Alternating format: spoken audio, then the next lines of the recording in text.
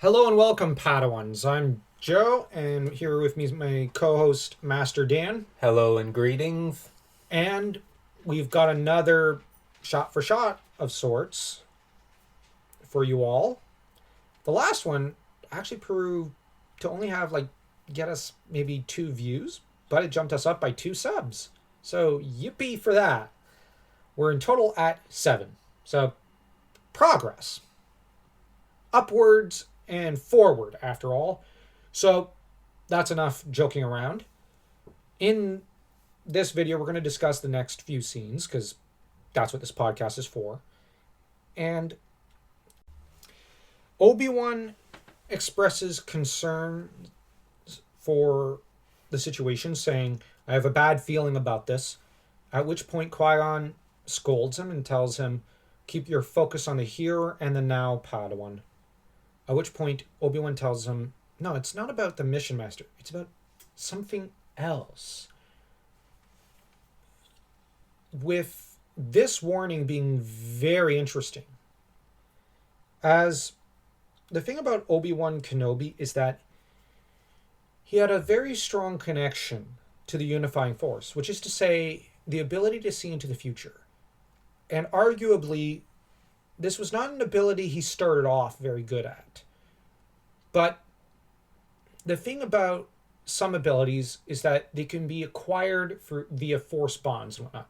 Now, Qui-Gon Jinn honestly has a terrible connection to the unifying force.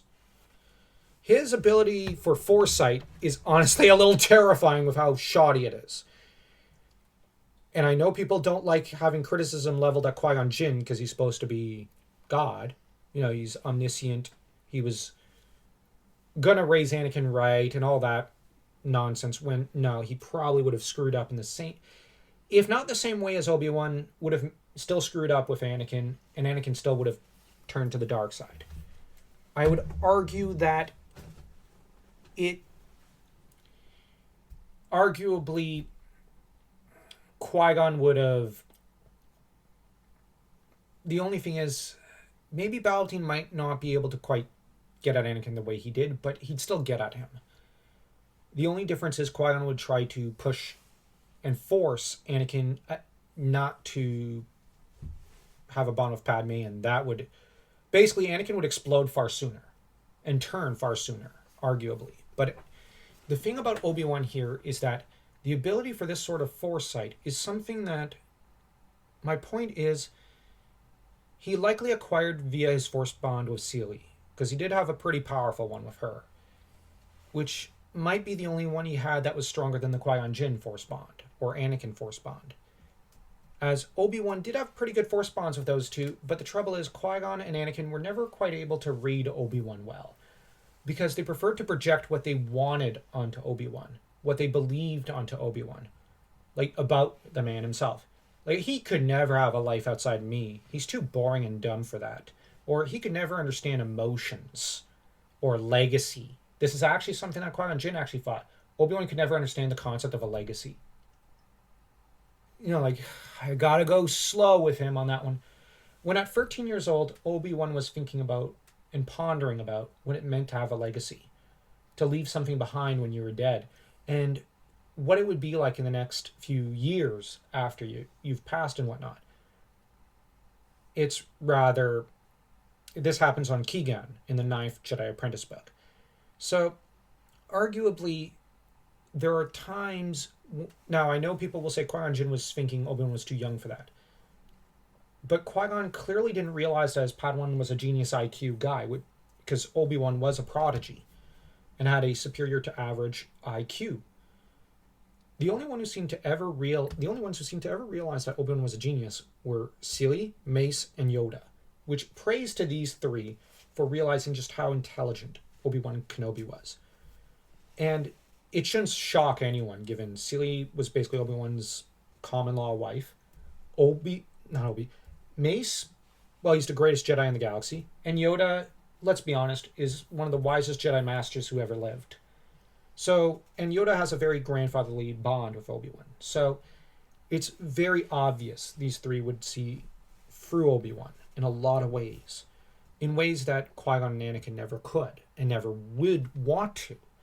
because you can't see through someone if you're projecting what you think and want onto them. And I wonder if, in a way, Qui-Gon kind of failed Obi-Wan during his training. And if, in a way, the mistakes made with Anakin were ones that were made because of how Qui-Gon had raised Obi-Wan. And if Obi-Wan became broken the way he did because of the mismanagement and mistakes made by Qui-Gon Jinn. Qui-Gon Jinn was very unforgiving with Obi-Wan at all times and was overly harsh, almost to the point of cruel, so that Obi-Wan held himself to such a standard he could never reach. So that when he could not uphold himself to that standard, he broke and abandoned the way of the Jedi. So I wonder if maybe there's a bit of that could be leveled at Qui-Gon. And I know people will say, no, don't blame Qui-Gon too much. You did that last video. I know. But I do think there needs to be criticism held to all involved. But a large part of the prequels is Obi-Wan going, I have a bad feeling about this. I don't know about this. And everybody overriding his instincts. Him and Mace Windu. They spend the entire prequels just going, I got a bad feeling about this. Oh, I don't know about this. And nobody ever listens to either of them. When really, they're the two smartest guys in the room. They're the smartest characters intellectually in the prequels. Just as Luke Skywalker was the most intelligent guy in the originals. At least on an intellectual level. And that said, Qui-Gon tells Obi-Wan to stay focused on the present. And the present is important, but the trouble is that oftentimes Qui-Gon liked to ignore the future and the past to focus on the present. Or he would ignore the future and also the present to focus on the past. The trouble for Qui-Gon Jinn is that he could only focus on one of the three at a time, rather than all three. Whereas Obi-Wan had a gift for all three. So, in a way, this is the teacher trying to limit the student in a way. Though not consciously. And this is where Qui-Gon, I do think, was a very brilliant teacher. Oh, he was certainly a great master. But on the other hand, I don't think sometimes that he was doing Obi a lot of favors at one point when eventually, by kind of trying to blunt Obi-Wan's intellectualism. Because I say that not because the thing is, I know someone's going to say Obi-Wan's in danger of becoming like an academic in an ivory tower. That's not it. It's about the fact that Obi-Wan has an IQ that's almost higher than any other Jedi in the galaxy. Heck, Ki-Adi-Mundi technically has 2 brains. Almost double the normal IQ of your average person. And Obi-Wan's even smarter than Ki-Adi-Mundi. When you have a student like that who has the IQ of a Cao Cao from Chinese history, or the IQ of Isaac Newton, you don't limit that. You don't try to blunt it. It's a sword. You forge it. You refine it. You polish it. Qui-Gon does not always do that. Because Qui-Gon has an average IQ. He's very wise, but he's one of those guys who's very average in a lot of ways. He doesn't see very far into the future in a lot of ways. He does, but he doesn't. And the trouble is, while he has a lot of life experience that's invaluable, he is, on the other hand, he's one of the guys who has a bit of a dogmatic view because he's tunnel visioned by the ways of the Jedi. He's very much a creature of the old Jedi Order. Obi-Wan is someone who did not have that problem. Obi-Wan is the opposite of dogmatic. Obi-Wan sees so many different points of views, sees the galaxy in such a way that nobody else could understand save Mace Windu and Sili Tachi and even Ferris Olin eventually. But sadly, Qui-Gon could not until Qui-Gon Jinn was dying, or maybe even dead. But the thing is, Qui-Gon, on the other hand, is trying to do Obi-Wan a favor. Because if Obi-Wan's got his head up in the clouds, not that Obi-Wan ever does. I mean, the dude's the most pragmatic, down-to-earth character outside Kyle Katarn. I'm just saying, Kyle Katarn is very much a meat and potatoes kind of guy. And the thing is, Qui-Gon, like, his advice about keep your mind on the here and the now is the sort of advice Xanatos and Anakin could have used. Never mind the future, never mind the past with you two. Now. You need to focus on the here and the now. Obi-Wan does not need this advice. The other two apprentices of Qui-Gon Jinn obviously did. One of them was too focused on the past, and that turned him to the dark side, Xanatos. One of them was kind of focused too much on the present to a limited extent, following Qui-Gon Jinn's really bad advice in regards to his life, Obi-Wan. And the other was too focused on the future and on maybes, Anakin. But it's interesting that the one Qui-Gon Jinn predicted would turn to the dark side didn't, and the two that he did, that he refused, that he said would never turn, both did.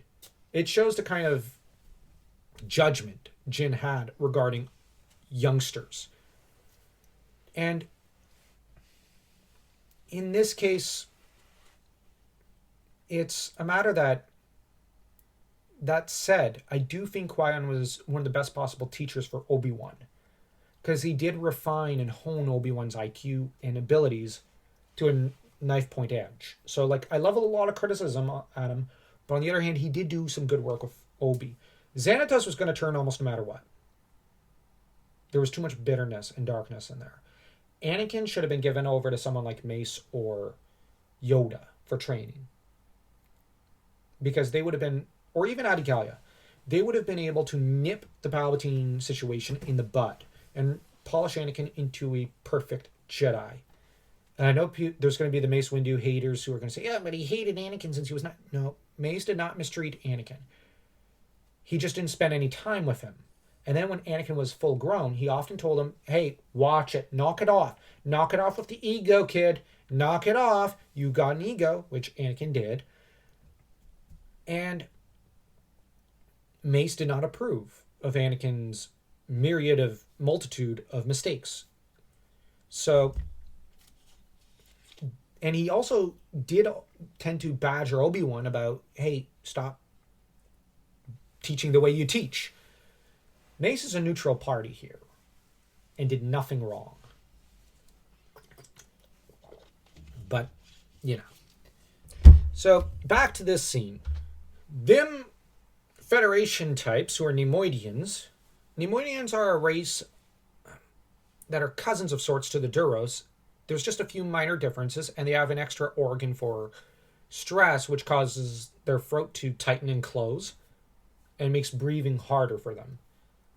Now, if you're RPing in Star Wars Saga editions, I highly recommend you pick up a Neimoidian for a Jedi character. That would be very fascinating. And I'm not talking a Darksider. That'd be boring and predictable. I'm talking straight up keeping one to the light, because that'd be interesting. But anyways, the two Neimoidians, Nuke Gunray and Rune Hako, I believe it is, end up bickering about who should go meet with the Jedi. Rune Hako says, I'm not going in there. Send a droid. Which they promptly do, because they're cowardly. The droid delivers some tea for the two Jedi, who sip at it, with Qui-Gon remarking that I'm sensing a lot of fear about what seems to me a pretty unimportant issue. And this is where I'm going to level some more criticism at Qui-Gon. Unimportant issue. Yeah, we're just talking about the overregulation of all trade routes in the mid-rim that's going to raise up all good prices by a substantial amount and overtax the mid-rim, but it's not an important issue. No, dude. We're talking about the economy of the galaxy. And you're considering this, whatever. This is like a mid to me. Well, with the Republic, I mean, it is a normal Tuesday. I guess, but still, no, I'm going to disagree. This is a very important issue, because this is Qui-Gon being in an ivory tower. This is him acting like Vrook Lamar, just like completely divorced from the reality of the galaxy. How is the average farmer in the Midrim supposed to actually make a living, or the average manufacturer in the Midrim supposed to make a living, if prices for goods and food and whatnot, like the fertilizer that's transported, is suddenly has an extra tax slapped on it? This, because if there's more regulation, that means more bureaucracy, and if there's extra taxes, that also raises the price. So the regulation is going to raise the price, and the tax is going to raise the price, and this will lead to a kind of inflation. And this is a tax on the poor of the outer and mid rims that are attached directly or indirectly to the Republic. So this is a case where Valorum and Yoda sending in one of their best teams is them taking this very seriously. Because the Trade Federation is also creating chaos in the trade routes, because Naboo is an important planet in hyperspace lanes. By blockading it, this is also going to raise prices, and this is going to cause a mess in the mid-ring. So this is a big deal. This is not an unimportant issue. And I see a lot of people saying Obi Wan was an arrogant Padawan in this era. Yeah, sure. But Qui-Gon was even more arrogant by saying, this is like a mid to me. This is like a 3 or a 5. No. Dude, this is a 10. This is a major issue. But this goes to show just how some Jedi had become conceited and complacent and utterly divorced from the hard reality of the galaxy. They took a lot for granted. And I think, well, how do you think Kreia would have reacted to Qui-Gon Jinn going, this is like a mid to me. You deserve to fall. Your order is done. Die. No, she'd be like, let's just sink this order. This is not worth it. You are completely and utterly divorced from the hard reality of your common people. She would condescend him. Oh yeah, she would not like Qui-Gon Jinn. She'd treat him like an idiot. And I'm flabbergasted by this snobby attitude.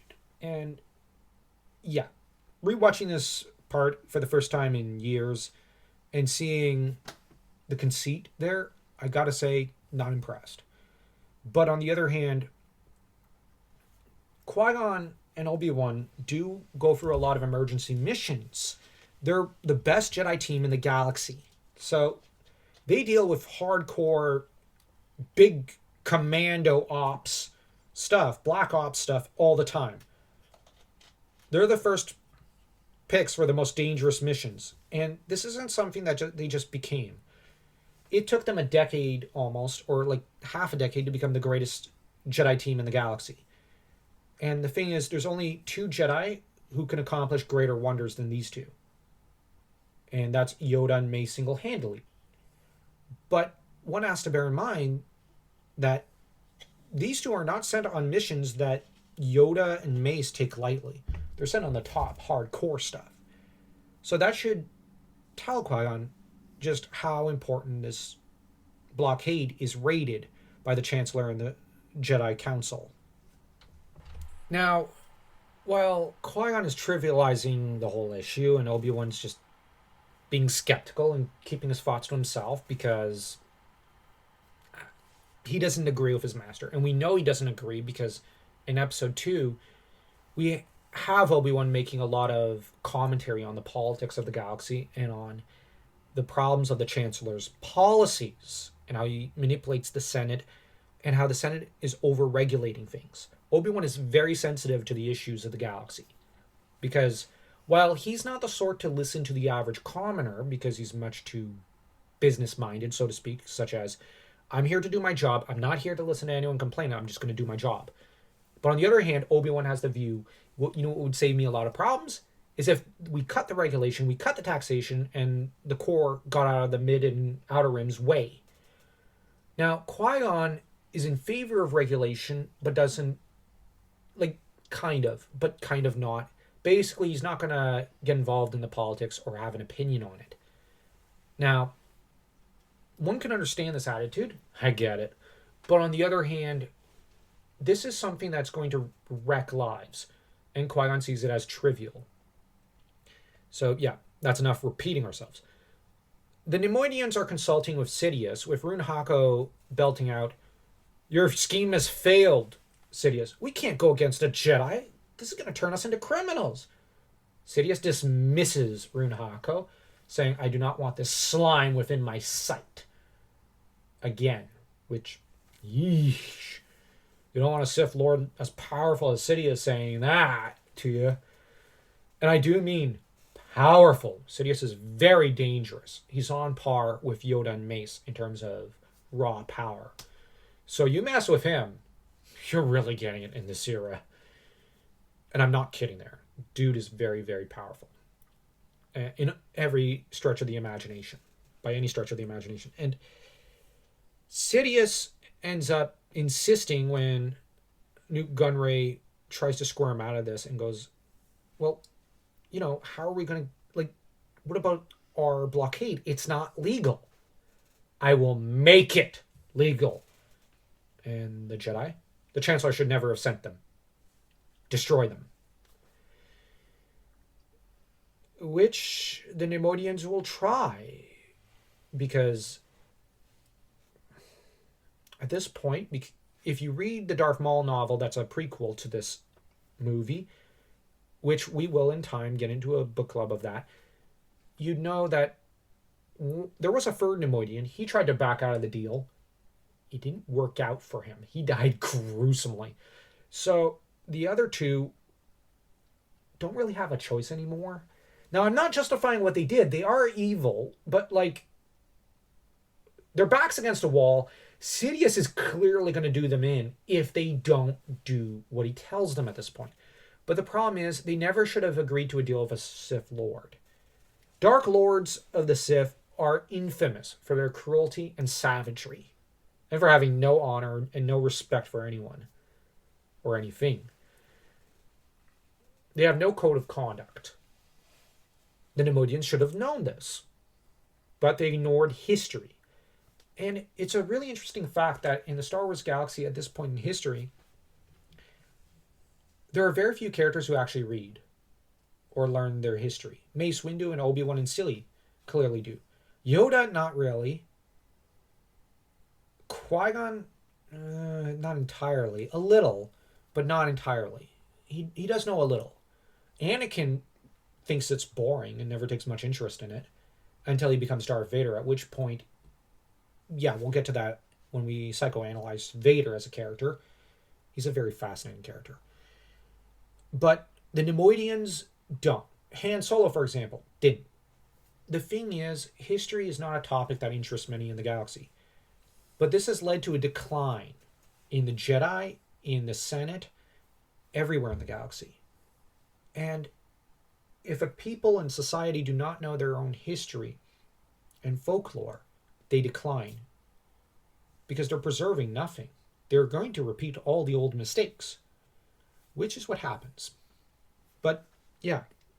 This set of scenes are pretty interesting and set up the rest of the story of Episode 1, because this is the inciting event, at least in regards to these characters.